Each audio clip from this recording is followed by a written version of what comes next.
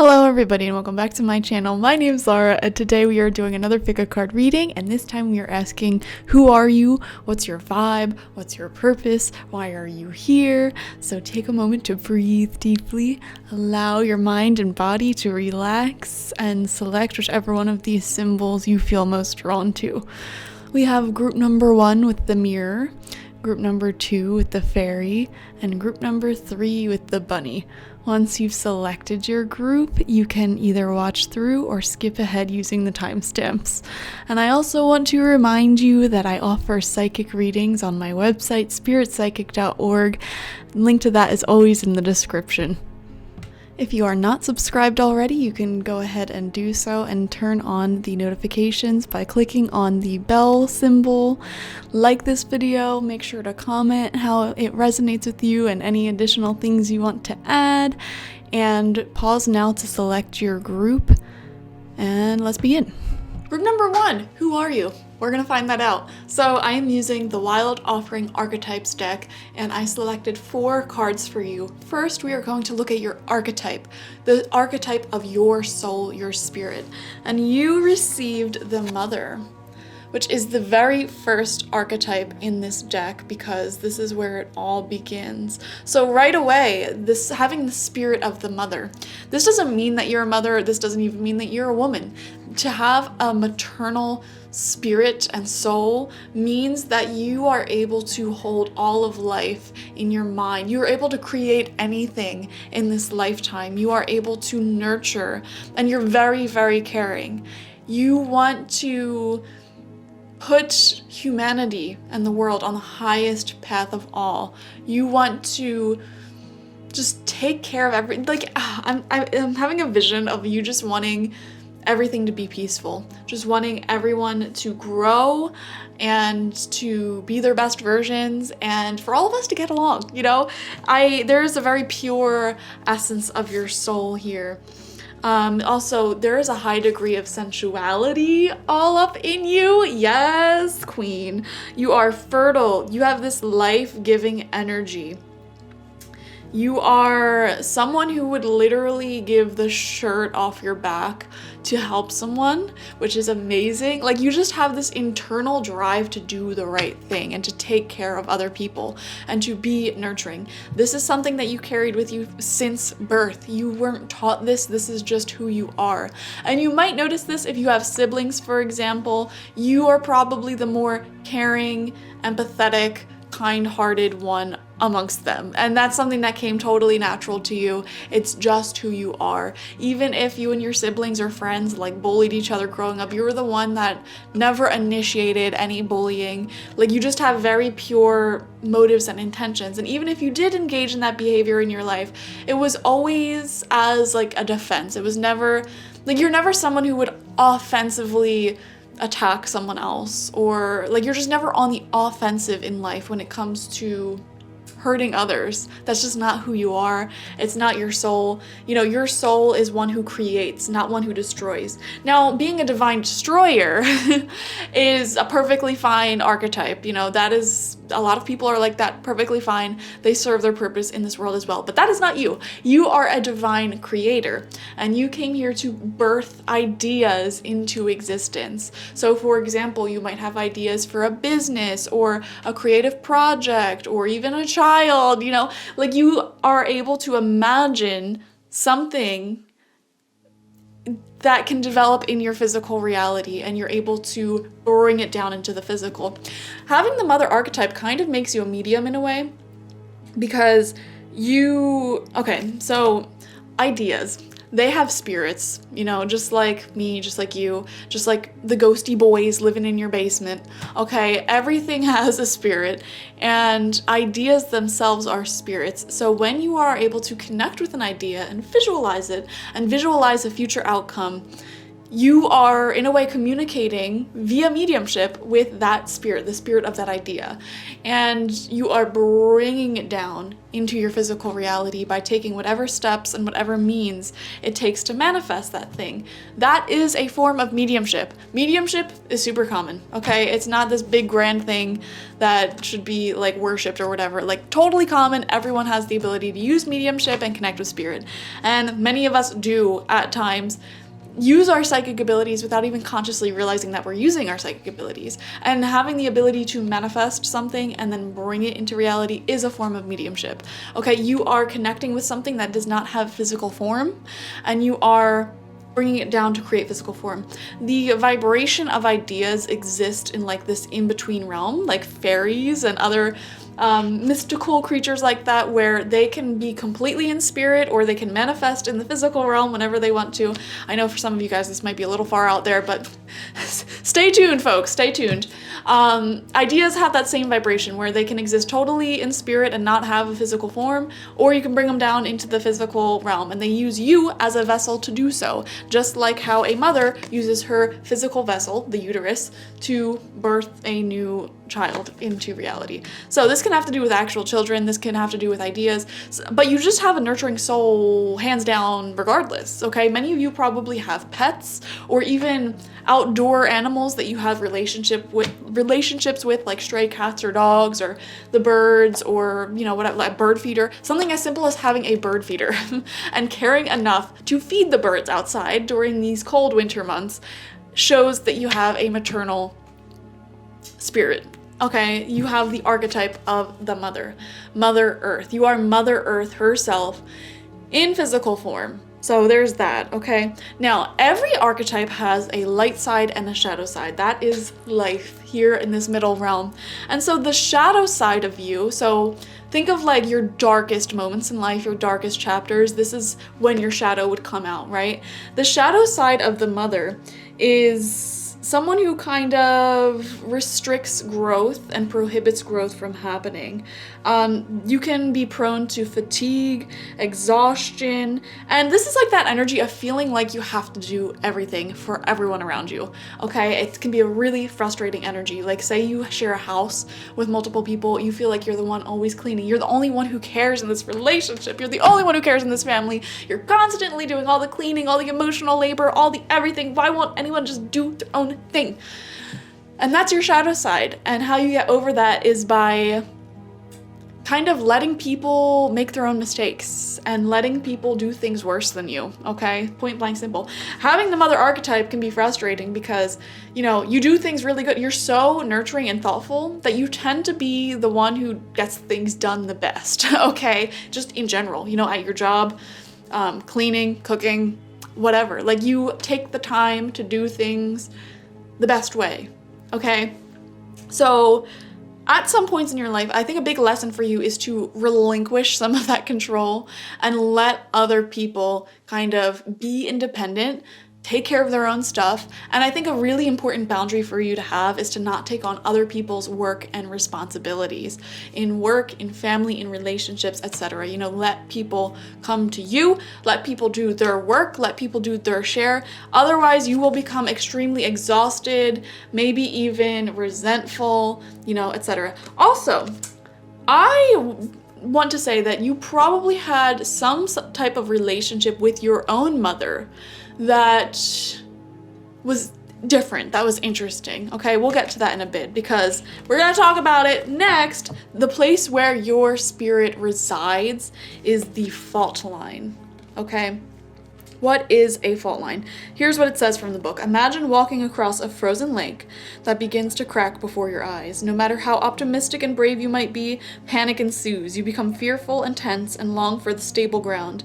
Such is the energy of the fault line. It's the energy of walking on eggshells, of precarious dynamics, of sensing what is ready to break open into chaos. It's likely this cracking open is overdue as fault lines develop slowly and naturally from underlying elemental pressures.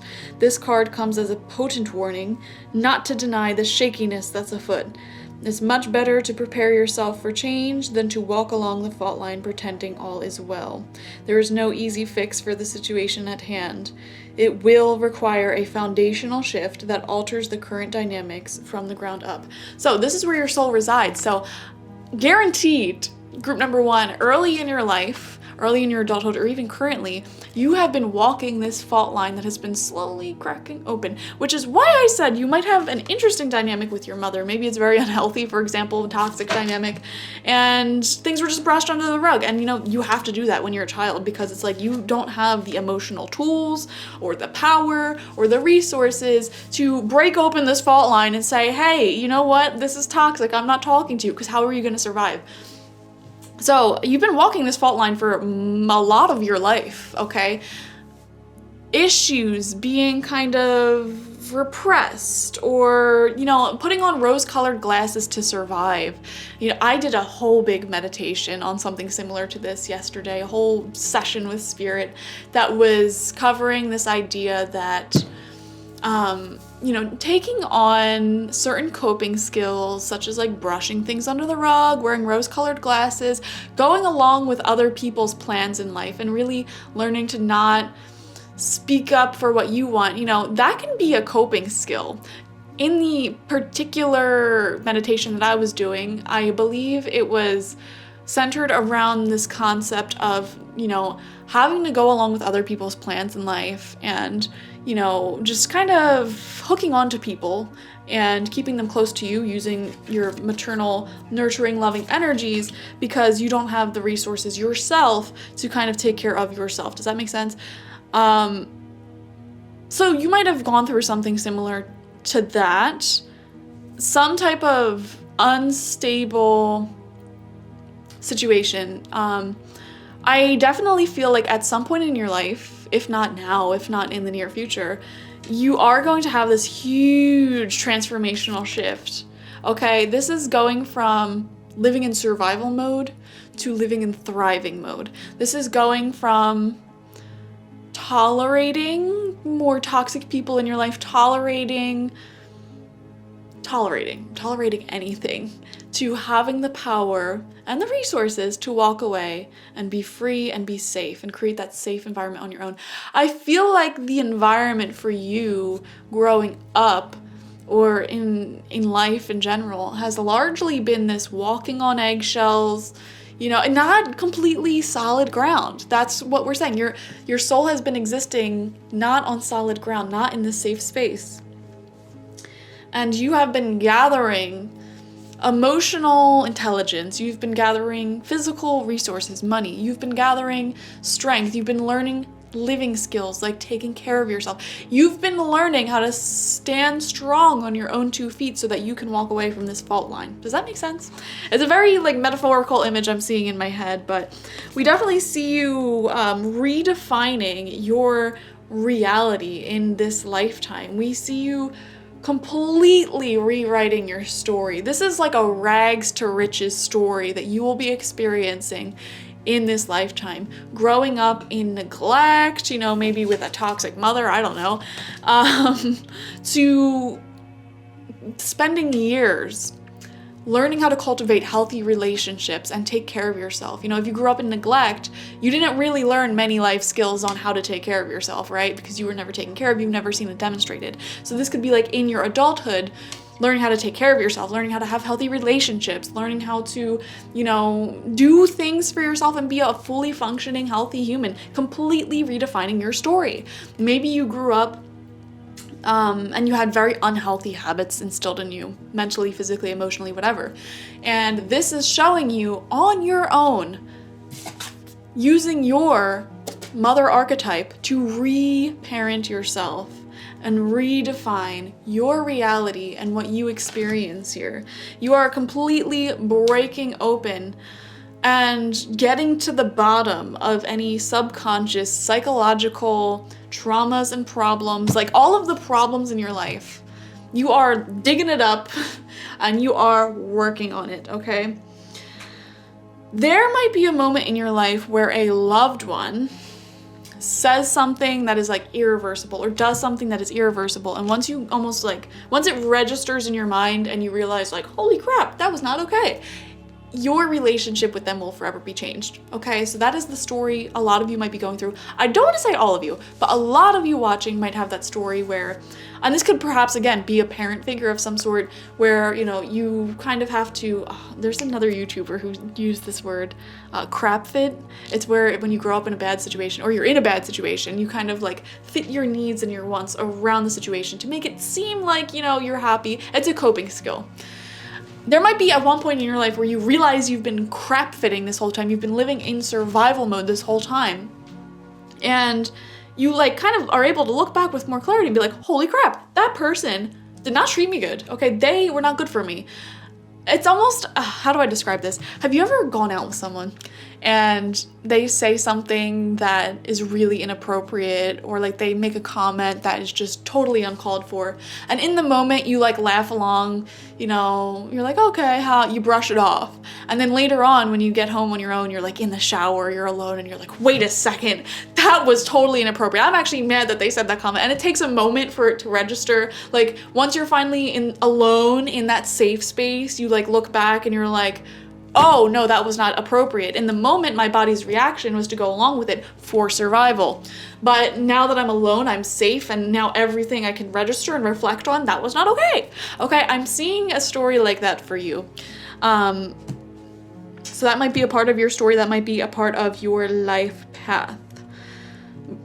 Oh, here it says in Japanese, kintsugi? Sorry. Pottery, gold is used to mend cracks. Breaks are thought of as precious rather than something to be hidden. That is really beautiful. If you've ever seen those vases in pottery, it's like when something breaks, when something cracks, they mend the crack with gold. And so instead of trying to hide the crack, it looks really cool. It looks super precious and artistic and wonderful. That's kind of your story this lifetime. Rags to riches, you know? Yes, I have been broken in this lifetime, but I mended myself and I am even more beautiful because of it. That's who you are. Okay, so what is the tool that you use in life? Group number 1. We have, sorry, I was looking at the timer. We have the thread. There's a limited amount of space on my memory card. That's why I was looking there. So this is something really cool that sets you apart from most people. This thread is a tool that keeps you focused. It keeps you, the veil is a little bit more lifted for you. You have meaning in your life. You have purpose in your life. And I feel like you're never quite low on that, you know? Sometimes people might say to you, you know, I just don't get the meaning of life. I just don't understand. I'm feeling lost. I don't think you've ever felt that way for a very long period of time, you know? I feel like you always have this sense of purpose, something that you could be doing, a project you could be working on, a passion that you could be focused on. You are not lacking in meaning in your life. You have a lot of meaning in your life. And there's this like thread that kind of keeps you clear on what the next steps are, what you should be doing. The world is full of distractions, especially nowadays. Like this is probably the worst age in history for distractions. Okay, so we come and we incarnate onto this earth to evolve, to reproduce, and to be better off because of it, more in tune with nature, more healed, more at peace. You know, we heal these things, we do this work so that our ancestors, or the collective ancestors, can be better off and more evolved, and that return to peace that we see all other animals, you know, doing, you know, being at peace, knowing their place in the ecosystem, not overstepping that like us humans, you know. This is the purpose of humanity. And you are always kind of in tune with this little thread in your heart or in your soul that's guiding the next steps for you.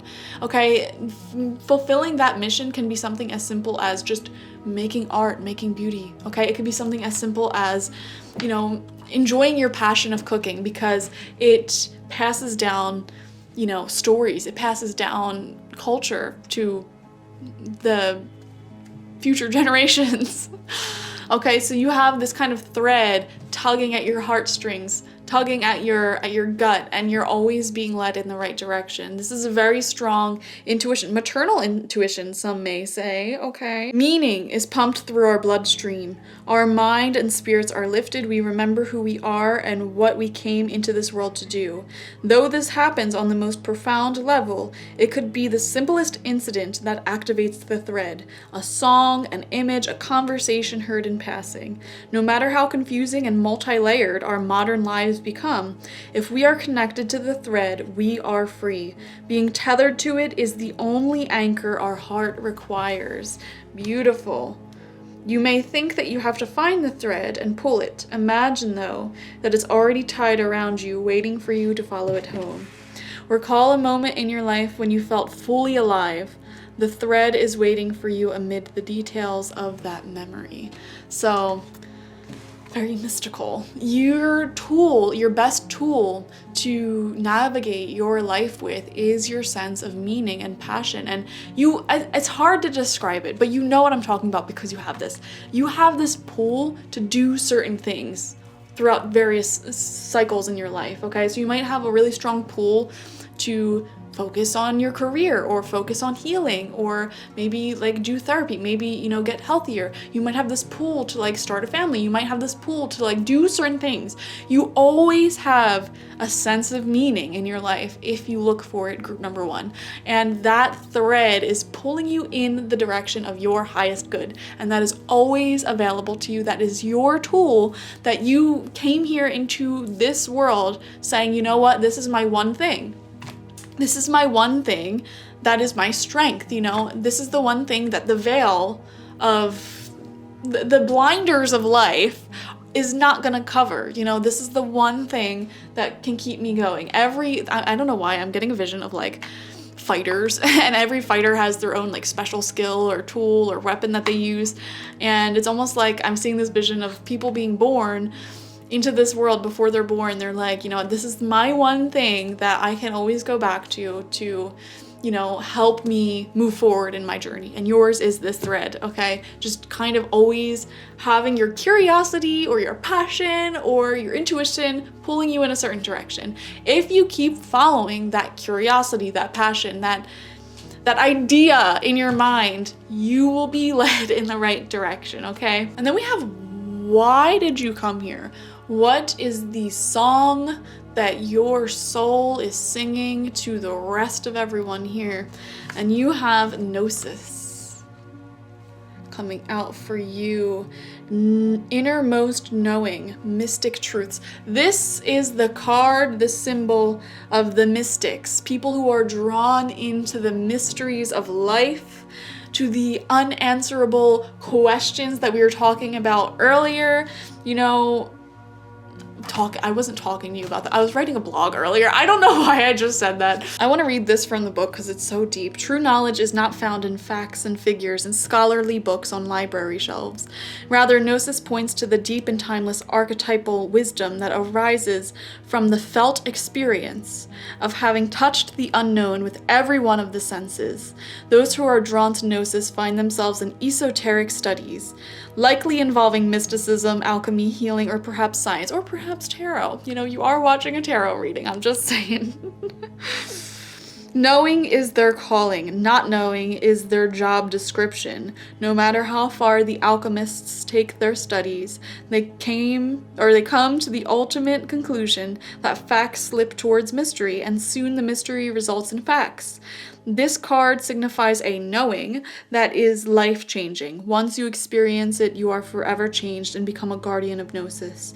The eternal mystery is calling you. Study your passion in the deepest way available to you. So this is wonderful, guys. You not only have this beautiful maternal spirit that acts as like a medium that's able to channel information and truths and wisdom down into reality, but this is your purpose as well. You know, you are here as a conduit to bring more information, more wisdom, ideas, beauty into this reality. Your soul is like a slide, okay, that Spirit, the universe, they're saying, you know what, humanity needs a little bit more of this information, or humanity needs a little bit more art or beauty or this or that, and they like send that energy down into this reality through you, okay? Through you. You are adding into this physical world. So, for example, and again, it goes back to this thread that is constantly pulling you in life. This is your curiosity. This is your passion. So you might be really curious, for example, about learning feng shui and energy healing, and you learn everything you can about it, and you even in a way connect with spirit, and you get new ideas about it. You get new wisdom and knowing and knowledge and truths about energy healing and feng shui that humanity might not have yet. Okay, this is how, like, these things didn't just pop into reality. Like, they weren't just always here. Mediums throughout thousands of years have been channeling new experiences and wisdom and truths into our human experience. Mediums helped invent, you know, how to build a bonfire, how to make certain recipes. You know, I think the simplest way is cooking. That could be the simplest example.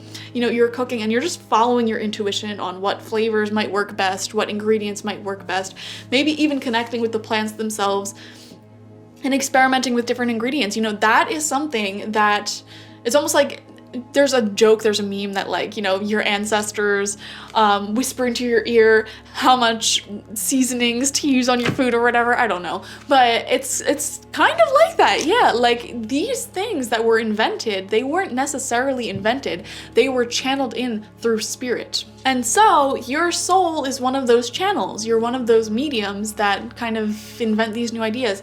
And a lot of you have very, like, obsessive passions or interests, and you'll notice they'll kind of change over time. Like, maybe you'll be obsessed with learning a certain subject for a few weeks, and then you move on to this new obsession and this new one. And it's like all of these different things that you're learning and discovering truths on, they kind of connect in your mind and in spirit. You know, the synapses in your brain are connecting this one knowledge to this one knowledge, and like and in that connection, you're able to channel forward more information that might not be talked about, truths that are not discovered by our current human population. And those certain truths might be necessary in order for that larger evolution to take place. So yeah, that's who you are, guys. Pretty powerful stuff. Also, I see here, I feel many of you have this innately loving nature, because with the fault line here, you might have been betrayed or hurt a lot in your life. This is a random dark message, but you kind of overcame that. And, you know, I always say, the people who are hurt the most in life, they can become one of two people. One, they can be exactly like the person who hurt them, possibly worse. Or two, they become the most loving, kind soul ever because they don't want anyone to experience the things that they experienced. And I see you are the latter there. You are the one that, you know, just wants so much. You just have very pure intentions for humanity and for everyone around you. And keep following your curiosity, keep following your passions, keep learning more. Like, you are addicted to learning, I think. You are addicted to answering the unanswered questions. Some of you guys might be spiritual workers, engineers, scientists. Okay, you're the people who ask the big questions. Like, you have this internal desire to discover the undiscovered. You might even be an adventurer, or like you push the limits of our conscious awareness in humanity. Okay, a good example of someone like this, I think, is like Albert Einstein, for example. He brought forward a lot of like new formulas and stuff scientifically, but he actually used spirituality to aid him in receiving those answers. You know, I'm pretty sure I read somewhere that he was an astral projector, or he did like shamanic journeying and of some sort. I don't know the language they used at the time, might have been a little bit different, but yeah. So you're one of those people. Congrats. Live your best life. Thank you for existing. You're really cool. I would be your friend. So that's your reading. Bye. Hello, group number 2. Let's begin your reading. Who are you? Why are you here? What are you doing? Okay, your archetype is the pilgrim. We will be pulling 4 cards, by the way, all from the Wild Offering Archetype Oracle. But this is who your soul is. This is the essence of who you are. You are the pilgrim. So let's read all about it. For the pilgrim, an outward journey is always an inward journey. This archetypal wanderer seeks wisdom, experience, and meaning in the farthest reaches of the globe and the deepest regions of the spirit. Okay, I'm gonna pause and say that I can already tell a lot of you guys either like traveling, you've moved internationally at some point in your life, plan to do so, are drawn to like people from different places. Like your soul is really guided towards new experiences, new people, new places. Like you are, okay. So I was talking about this in group number 1. We all have a purpose to help humanity evolve in some way, or to help the world evolve in some way. And that intermingling of different cultures and people is helping people evolve. So think from a purely biological standpoint. Say that you know, you had a tribe of people, a group of people, and they all like just only hung out in their tribe. They never went and hung out with other people from different tribes or different countries or different places. They would become really inbred and kind of gross. So having people with this pilgrim energy who are like, I'm going to expand beyond the walls of our civilization. I'm going to go beyond, you know, these same old people I've been dealing with my whole life. I'm going to travel. I'm going to experience newness. Very, very important for the evolution of humankind, okay? Highly important. Y'all might have like, I don't know, you might have a fetish for people from other cultures. I feel like most of us do. I think it's, again, a biological thing, being attracted to accents, being attracted to people from different places, or even just having this strong desire, you yourself, to learn new language, go new places, get out of your hometown. I feel like you're very destined to not quite live in your hometown, or if you do, you're going to travel frequently enough, or you are going to engage with people from other places. So you might literally get engaged and married to people from a different country, different place in general. But like your soul itself exists as one who adventures, one who expands, okay? One who goes outside of the walls of the city, all right? Others will wonder when the pilgrim will settle down and claim a more conventional life, but the pilgrim knows that the heart belongs in motion. Where there is motion, there is freedom, expansion, and growth. Responsibilities, social conventions, and logistics lull us to sleep, and soon the pilgrim becomes veiled in the slumber of the day-to-day. Yet when this archetype awakens, it rallies our sense of adventure and leads us out the door towards a new reality. With the pilgrim at your side, you will never lack courage, nor do you need every amenity. Travel light, travel soon, your spirit needs it. Y'all have this ailment of your soul called chronic wanderlust. You cannot sit still for very long. I feel it. I totally resonate with you. And even if this doesn't have to do with literal travel, this is with some type of soul growth or new experience. You have lots of Sagittarius energy, it seems, okay? This card is saying, even if you're staying in the same place physically, you need to be learning a new skill. You need to be meeting new people. You need to be doing something new, trying some new food, doing something new. Your soul craves that newness. You might literally have a neurodivergent mind, like ADHD, for example, where you are seeking stimulation all the time. Okay, I don't think that that is a disease. I do not think that is a defect, because so many people in society have this. Okay, not the majority, but enough to where I believe genuinely, if us humans did not have people who have like ADHD and these neurodivergencies that cause you to constantly seek that new stimulation outside of yourself, we would never have these pilgrims. We would never have these wanderers, these adventurers, the people who are brave enough to go into the unknown forest and see what new fruits lie there. You know, humanity needs people like this to keep things fresh. Otherwise, we'd all be a bunch of inbred weirdos, okay? Like, this is what we need, and you are it. You are the one who goes, you adventure, and you bring back new ideas to the clan, okay? You love learning, you love growing, you love adapting and studying, you cannot sit in the same place energetically, which is so exciting for the people in your life. Like anyone who is a good friend or family member or lover of you is very blessed, because you are not going to do the same old boring routine. You know how sometimes people get married or they spend so much time with someone, it just becomes dull, it becomes boring. You are not gonna be that person at all, because, and this is something beautiful. I love long-term relationships for this reason.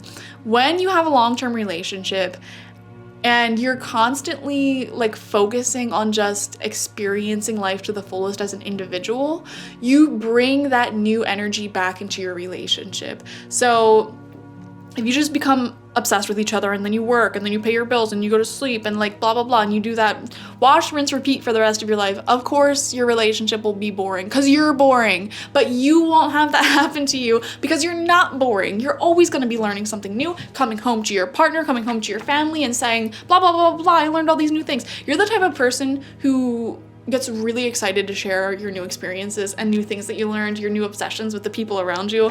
Like you might be talking nonstop, like blah blah blah blah blah blah blah blah blah blah blah blah, because your soul itself has this pilgrim energy where you are moving energy around, moving ideas around. So group number one, they were a channeler. They would channel new ideas, new energies, and truths into our current time period in humanity, and spirit decides, you know, what needs to come in, they channel it in. You're the mover arounder of those ideas, of that energy. So does that make sense? You're very required and very exciting to be around as well. So yeah, I mean, you're just constantly in motion, constantly excited, and it's in your soul to want to share with other people, teach other people, talk to other people, talk their ear off about everything you're learning, blah, blah, blah, blah, blah, because that is who you are. And you've had many, many past lives fulfilling this role. Like you were probably literally some type of pilgrim, or, what's the word? I mean, colonization might have been a part of one of your past lives, but more so like just immigration, I want to say, and just traveling, adventuring, map making, traveling the seas. I don't know, you get my point. Maybe in the future you'll be an astronaut and explore the space. Who knows? It's just who you are. You love exploring the unknown, coming back home and sharing all your stories, okay? So where is the space that your soul resides? You have the mountain. The mountains are calling and I must answer. Yes, so mountains are just powerhouses of energy. If you live near a mountain, you probably know what I'm talking about. If you ever been to the mountains, you know what I'm talking about. Like they just have an energy. They're very spiritually like heavy. There's like gravity. I don't know how to describe it. The mountain stands eternally in our awareness, calling us towards its peak. It stirs up stoic and regal feelings, reminding us of the long line of spirits, sages, sadhus, and gods that made their humble thrones within its snowy peaks. Beware, though, as the mountain can affect us in two ways. It can inspire and enliven us to rise to new heights and peak experiences, yet it can also create isolation, competitiveness, and an inflated sense of self. Standing upon its heights can activate the purist and the perfectionist in us, creating separation from those we deem below. No matter how high you ascend, remember that it is within the core of the mountain that the gems, minerals, and jewels reside. If you think it's all about going up, you're following the fool's path and missing the miner's magic. This is deep. Let me tell you why. This has everything to do with your chakra system as well. People who love learning new things, connecting with spirits, people who, how do I put it? People who are awakened consciously, people who have had spiritual awakenings, they have very activated upper chakras, but there is a side effect of that. If you are not careful, if you do not remain grounded, it can create this false sense of I'm the new messiah, or like I know so much, and you start treating other people who don't have the same awareness or knowledge that you have as beneath you, and they're not, okay? They are not beneath you. No one is beneath you. And in fact, I think the truest most enlightened form of spirituality is when you realize that we're all completely equal in this lifetime and you're not special and there's a lot you don't know. But this is where your soul resides, on the mountain. Your soul is most comfortable in situations where you are digging deeper, you know? And again, it has this theme. Spirit is giving you this lesson of it's all about digging, not about ascending, okay? You're not looking to ascend into these new planes of awareness. Like, no, you're being asked to dig deeper within yourself. All the answers are already within you. All the jewels and gems are within the mountain, not at the top of the mountain. You get what I'm saying? Like, go within yourself. Meditation, y'all. Meditation. I feel like you guys are like the spiritual seekers almost. Like, I wouldn't be surprised if some of you guys at some point in your life wanted to be like a monk or some type of, I don't know, maybe I'm seeing some of you guys definitely have experienced or want to experience some type of shamanic initiation or ceremony.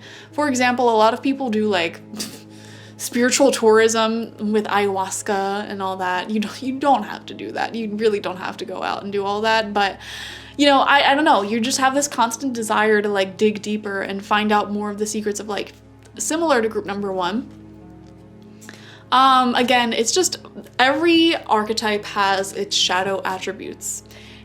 And your shadow attributes, so like at the darkest points of your life or just moments in your life where you're struggling the most, I feel like your shadow attribute has to do with your ego and having ego problems. So kind of feeling like you're above everyone, but in reality, you might actually have lower self-esteem than a lot of people, which I think goes hand in hand, honestly. People who think they're better than other people tend to, at a core level, actually think that they're below other people. So it's, you know, it's interesting. The human brain is very interesting.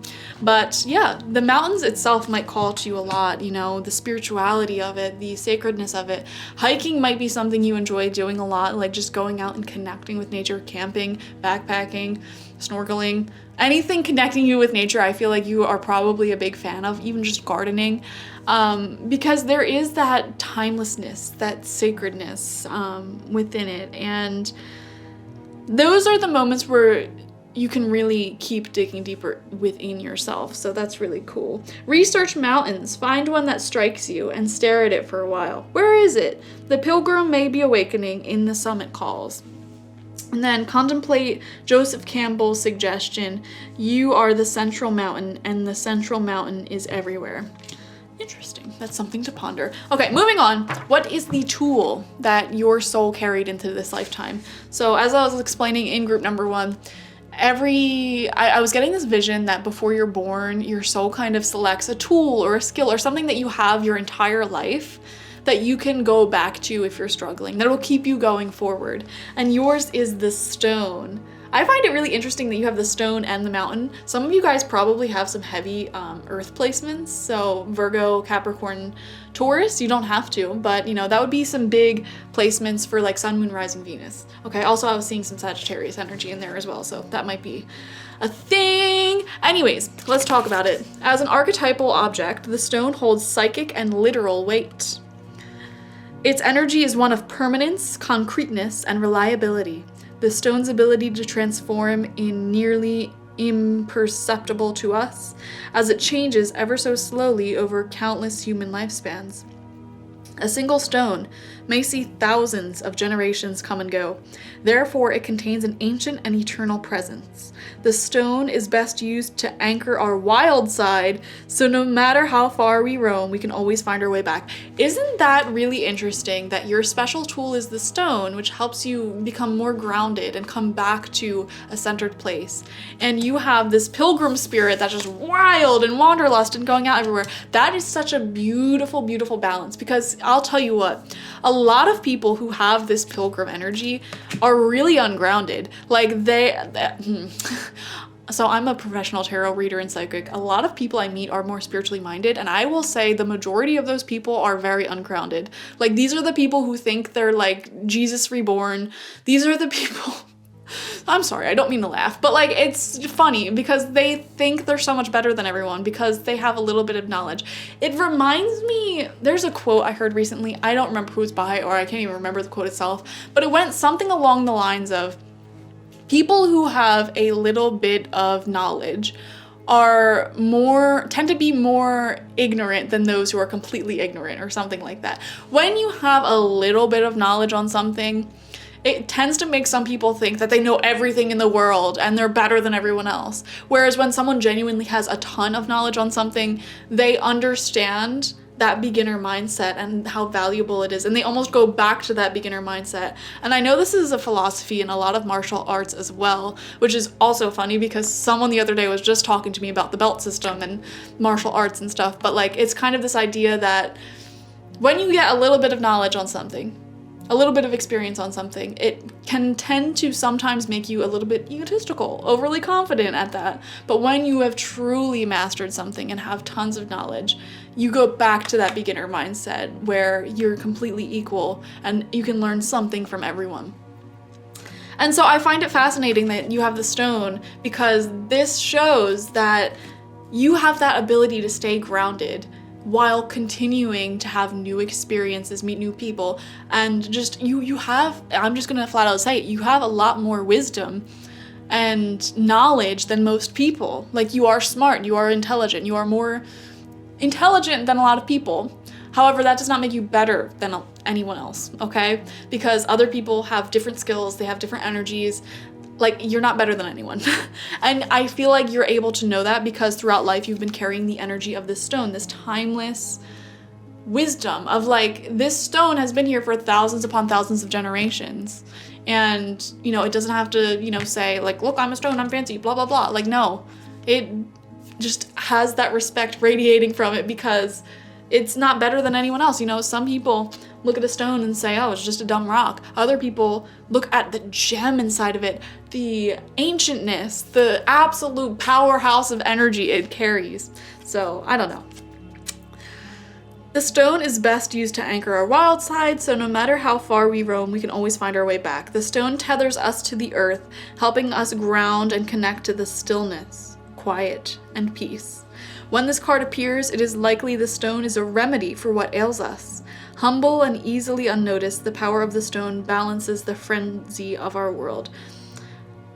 Steadfast, loyal, committed, present, and sometimes in your darker sides, this tool can be weighted down, holding back, cold.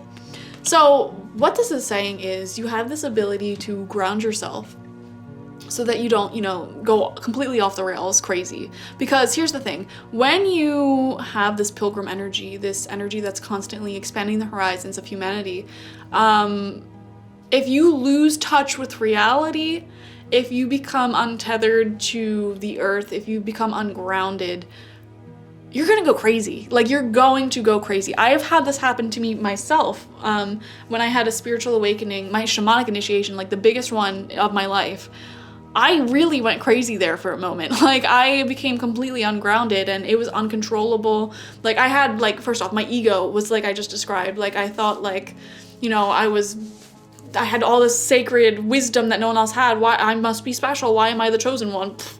And at the same time, like, I had no control over it either. And I was like having all these uncontrollable mediumship experiences and I was literally crazy. Like, I was crazy. I was ungrounded. And so having the stone as a tool is very helpful. This, in like a more physical way, I guess, could be like breathing techniques, meditation, going out and grounding yourself in nature. Like, you never lose perspective.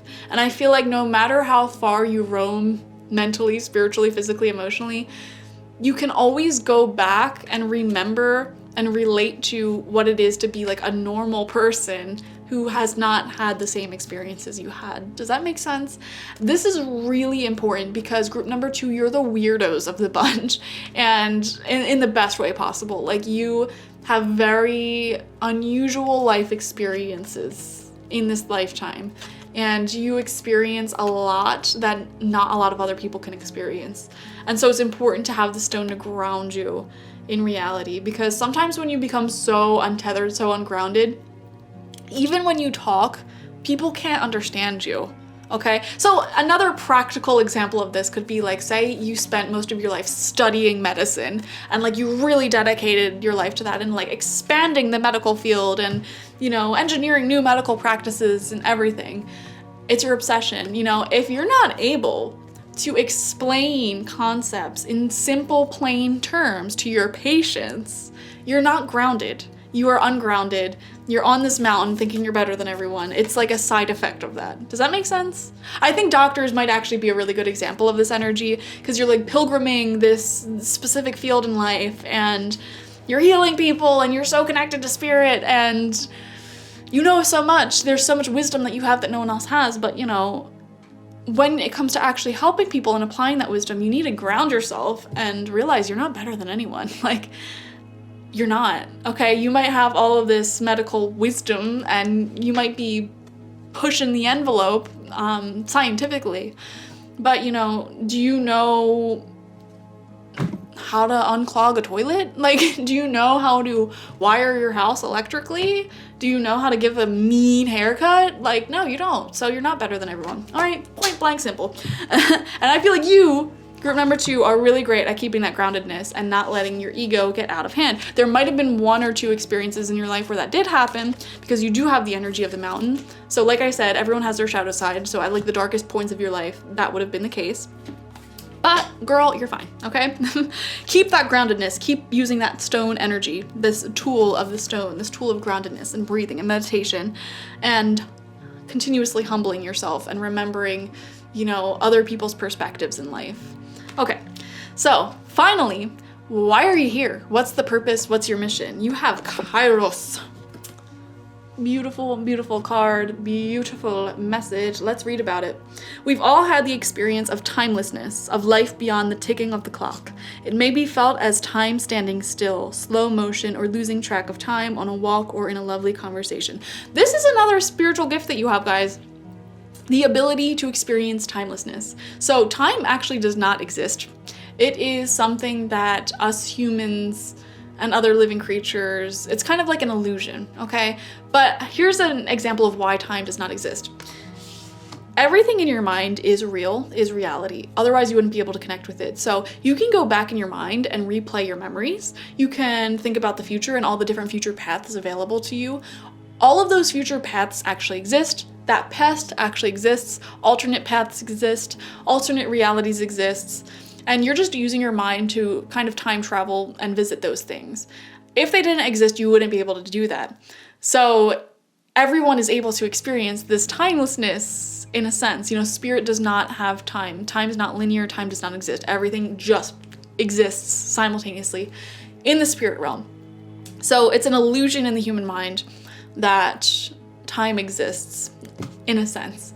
But sometimes that illusion evades us when we're hyper focused on something, or when we're taking a walk, or when we're caught up in a good conversation. When we're really, really, truly in the present moment and in capturing everything that the present moment has to offer, that is when we experience that release of time. So it's interesting, kind of complicated concept, but you get the point, okay? This is known as mythic time, and it is a territory of Kairos. This card suggests there is a secondary time continuum that goes beyond any earthly clocks and schedules. I want to pause and say I don't really like that. I don't like that they wrote that into the book. I don't think there's 2 separate time continuums. I think that there is a lot of alternate realities, an infinite amount of future paths, possible past paths you could have taken, alternate realities, etc. But it's not like there's 2 time continuums, because again, time does not exist. It's just an illusion of the mind. So that's my only complaint about whoever wrote this book. Within this non-linear realm, the spirit realm where time does not exist, we can access divine timing. A single moment ripens with auspiciousness, and our actions change the trajectory of our whole life. Time becomes a living thing that watches over us and tells us precisely when to speak or act. When this card appears, it is all about patience and precision. No clock can guide you. Wait for the rush of inner knowing and not a moment longer.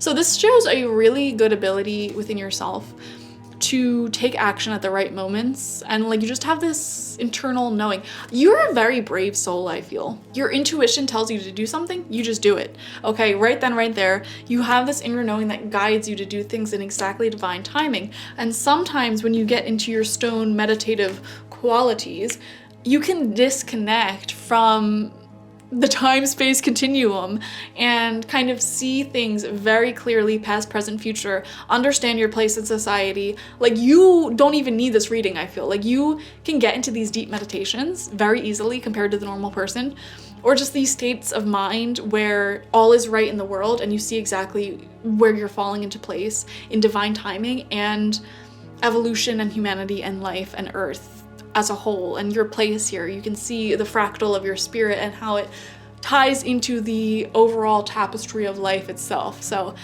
deep stuff we're talking about, guys. Like I said, y'all are spiritually awakened, so I think you're following me, right? You're aligned. Ease in decisions and actions. You have no problem making decisions. You have no problem taking actions, because I feel like you are touched with the wisdom that is so fun to have, that life is happening right now and time is of the essence, yet not of the essence. So it's like, you know, life is happening. Take action. Say yes to life. Do. Be. Someone who you wouldn't get along with is probably someone who like refuses to make bold actions in life. Like, you want to live life boldly now, okay? You want to make bold decisions, have bold experiences, and really truly live life to the fullest. I feel like some of you guys might have people kind of ask you, like, how is it that you're always like having these travel experiences or these weird life experiences, meeting these cool, interesting people?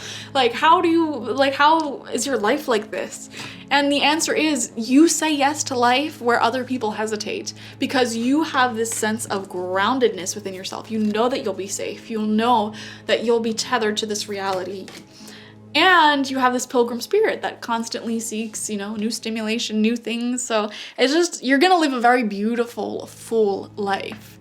And other people totally see it. That's your glow. You know, you're just glowing with experience and wisdom and excitement. And you're never boring, because there's always kind of something going on in your life, something that you're growing, something that you're working on, something that you're experiencing that's new to you. You're always exciting like that. So, that's your reading, guys. Thanks for joining. Bye. Group number 3. Let's see who you are and why the heck you're here. So I am pulling cards from the Wild Offering Archetypes deck. And first we're going to take a look at your archetype, who your soul is at a core level. And you have the Shapeshifter that came out for you. Stunning. I don't think this card's ever come out in a reading of mine, so let's see what it's all about. The Shapeshifter has a love of theater, games, and trickery. Its energy appears as one thing, only to reveal a more complex story below the surface. The Shapeshifter is within all of us to some degree. It is the side of ourselves that is slippery, non-committal, and experimental, and longs to dismiss the rules. We need its energy to adapt to the ever-changing landscape of our existence. When the Shapeshifter card appears, it's important to imagine you are looking at life through a kaleidoscope rather than a single focused lens. At any moment, the scene may shift, revealing a more enchanting vision than you imagined.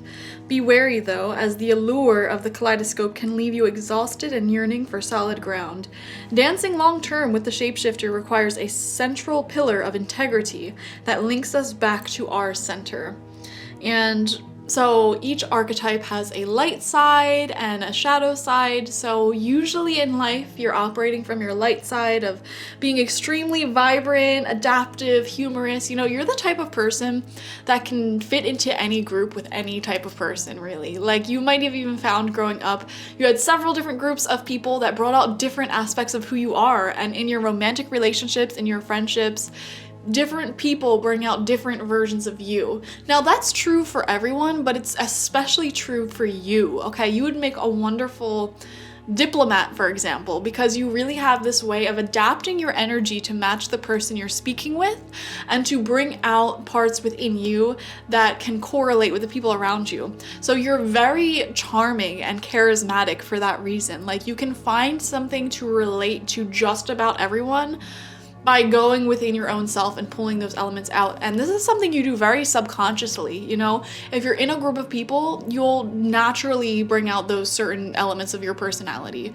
And a lot of people like this tend to have what's called a clear aura, where they kind of match the auras of those around them. So it's especially important for you to be mindful of the people and places you surround yourself with, because this is kind of like a rare aura. This is a rare energy where you just kind of become, or not become, the people around you are really important because they'll bring out either the light side of you or the dark side of you. And it's just really important for you to consciously choose your environments, the people you're surrounding yourself with, the media you're using, etc. Like literally everything in your life affects you on such a profound level. And again, the same is true for everyone, but it's especially true for you. So really pay attention to that, okay?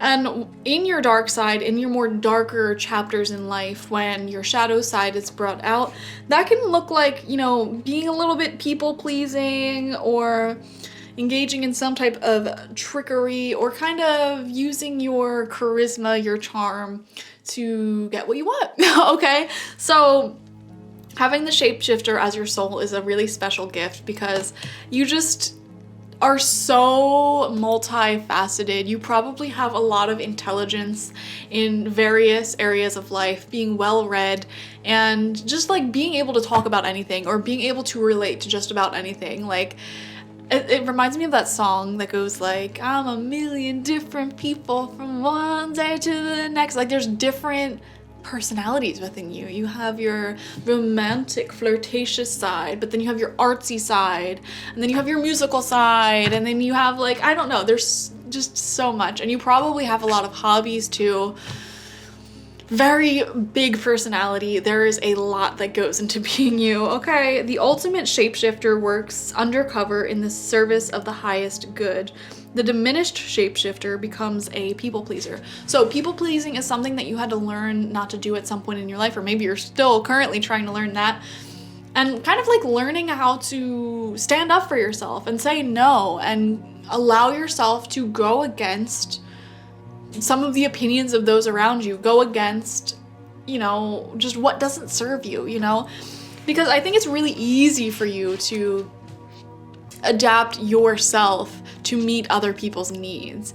And I think one of the hardest things for you to do is really tune into that firm pillar within yourself of understanding who you truly are, and identifying your own needs and wants and desires in life, and making space for that, okay? Creating your own aura within your clear aura, if that makes sense, okay? So, beautiful soul. Moving on, where does your soul reside in this lifetime? You have the bridge, which is powerful. Bridges are built to connect two worlds. They create flow, allowing us to travel between realms, ideologies, personalities. This archetype is the gesture of acceptance, of saying yes rather than withdrawing, separating, and saying no. And again, that's why your dark side is people pleasing. Like, you create bridges. You are such a freaking diplomat. You are so likable and charismatic and charming, building bridges from yourself to other people. Finding the common ground. Honestly, if everyone was like you, I think we might have world peace, because like you just have such a high degree of empathy and understanding, and like a general air of friendliness. Like it's just insane. You build bridges, you don't destroy bridges. And there is a certain type of friendliness involved here. Like, you're just really good with people. When we cross a bridge to an unknown land, we are led magically into a new reality. We open up to otherness. Healing and communication are made possible. We enter a state of curiosity, wonder, and learning.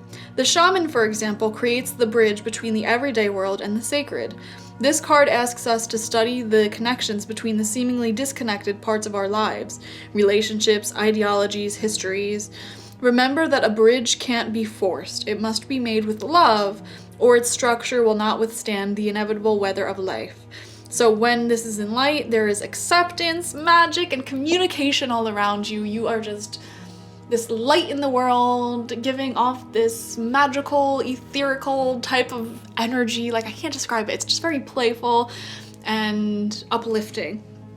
And then again, when you're in your shadow side, you lack boundaries, you kind of force connections to happen. Again, that people pleasingness of it, where it's like, you know, there is genuinely going to be people in your life who you should not be friends with. There is genuinely going to be people in your life who you should not be kind of being friendly to. And I think your shadow attribute is learning healthy boundaries and when to say no and when to say this person isn't good for me, or even when to speak up and say, you know what, this is my life over here. Letting people come to you from the bridge. You know what I'm saying? You're always building bridges to other people and going into unknown lands, you know? You can see this in your friendships and relationships. Maybe you're always going to other people's houses, always involving in their lives and what they want to do, because you're very comfortable in the uncomfortable. You're very comfortable in other lands, if that makes sense. But sometimes you have to learn to let other people cross that bridge and come into your world, into your life, into your home, and doing the things that you want to do, eating the foods that you want to do. And sometimes, you know, you might not be feeling super energetic or like having enough energy to kind of make the journey into other lands and cross that bridge, and it's okay for you to say no. It's okay to say no, I don't feel like going out tonight, I feel like staying in. If you want, you can stay, come over my place, cross the bridge to my lands and stay in with me, or, you know, stay over there because I don't want anyone in my lands right now and I don't want to go to anyone's lands right now. You know, having the ability to have those boundaries and acknowledge, like, I don't know. Think of it like that. Think of people as little islands, and we build bridges to connect with those people.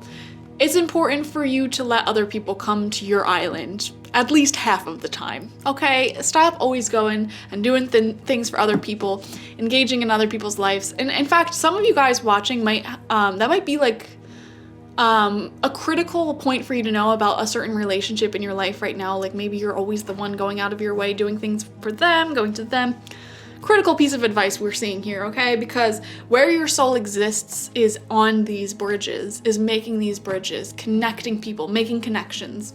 Not even people, ideas. Like you just bridge a lot of things together. Like you are the type of person where in your friend group, you're always like probably introducing new people, always very open to meeting new people. And it's interesting, even if you're an introvert, you're like this. So it's, I don't know, it's just who you are.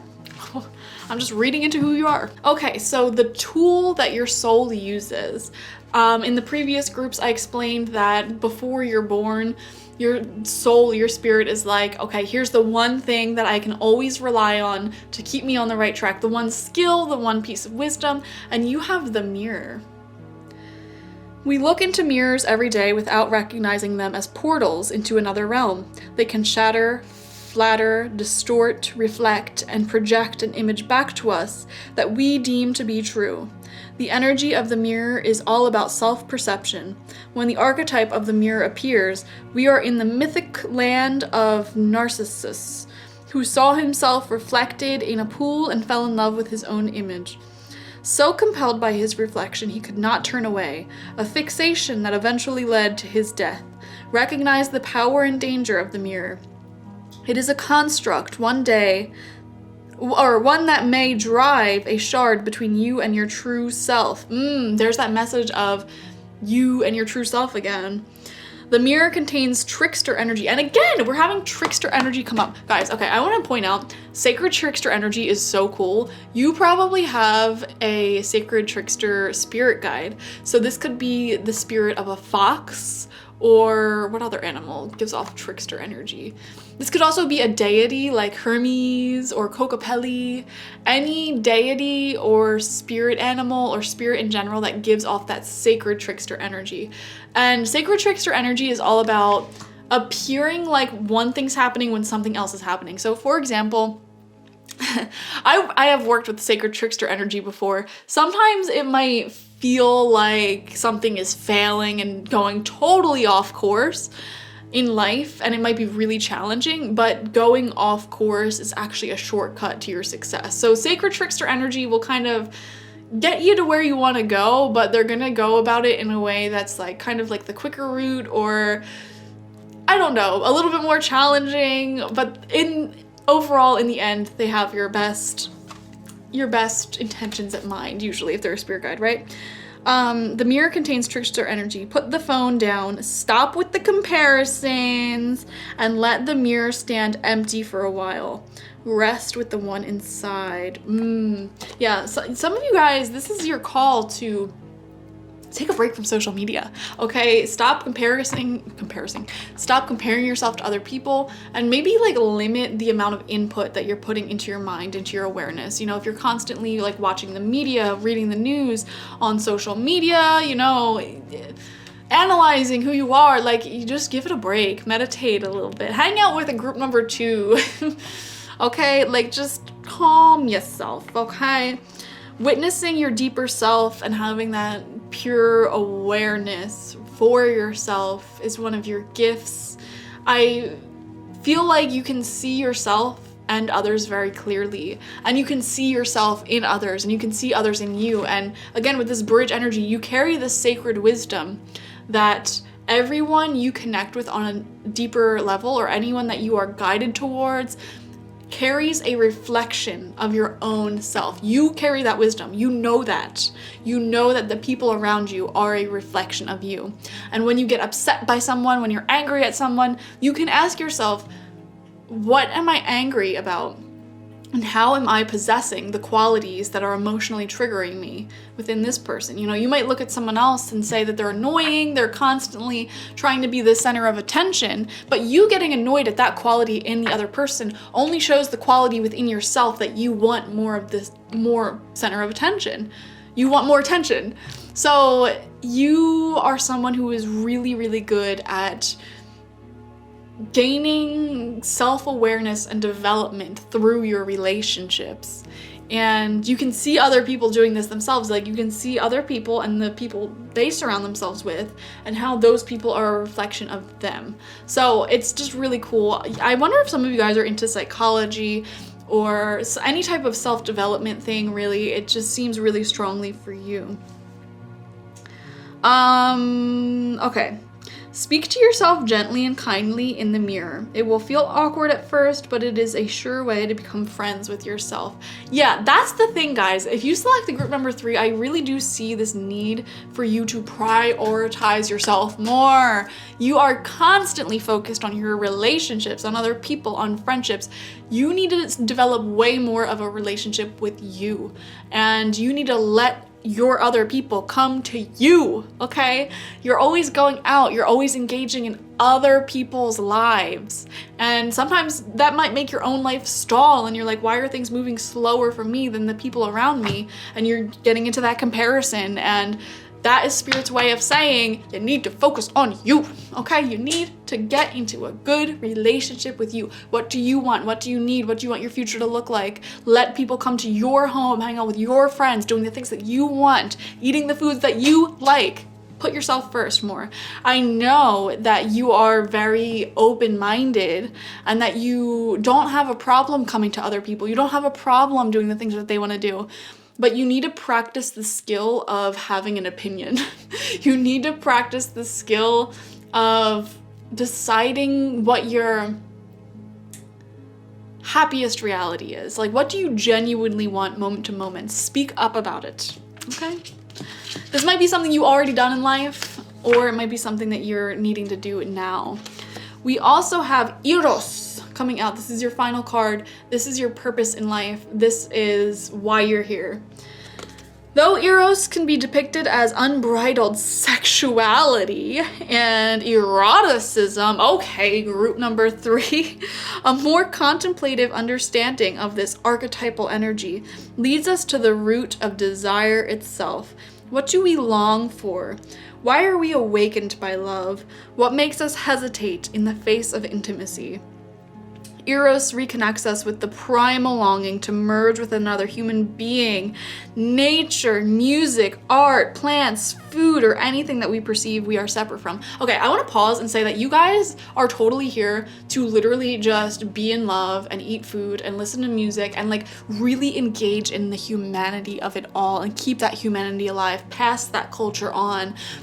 And I feel like a big purpose for you is kind of creating healthy relationships in your life. Like that is a life purpose in and of itself, because the more healthy relationships that you create within yourself and those around you, you are passing down the wisdom of having healthy relationships to future generations. Okay, and also just engaging in that humanity itself, like art and beauty and music, and really indulging that again is a way in which you're helping humanity evolve. You're passing down culture, you're passing down wisdom. So you really did just come here to like bang and eat food and hang out, like which is just equally important as every other person's mission here, okay?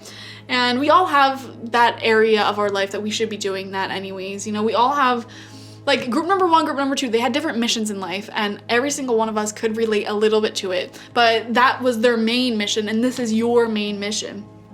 To literally just hang out and have a fun time. I love it for you. I absolutely love it for you. Eros allows us to momentarily unite. Our heart embraces otherness, and in doing so, we further understand our own. Our life force awakens. This card reveals an inevitable initiation into love's labyrinth. You may find yourself swirling in a new territory of desire and sensuality.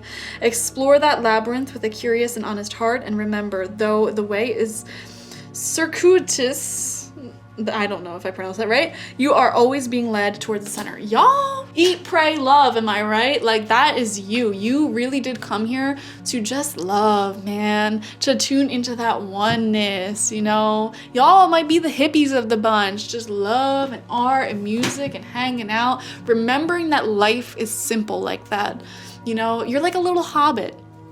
Okay, you just came here to enjoy this present moment and to love one another and to make the bridges that stand between us all smaller and easier to navigate. So I just see these visions of you like basking in the sunlight with loved ones and making art and doing your little human crafts and foraging for food in the woods or the supermarket, whatever you do. And like just really connecting to that primal, important essence of life and love itself. Y'all, it's beautiful. I want to cry. Your soul is stunning. Okay, absolutely stunning. So thank you for being here and thank you for existing. Okay, the world needs more people like you, hands down for sure. So thank you for that. And I will see you for the next video. Go ahead and subscribe if you have not already. Bye.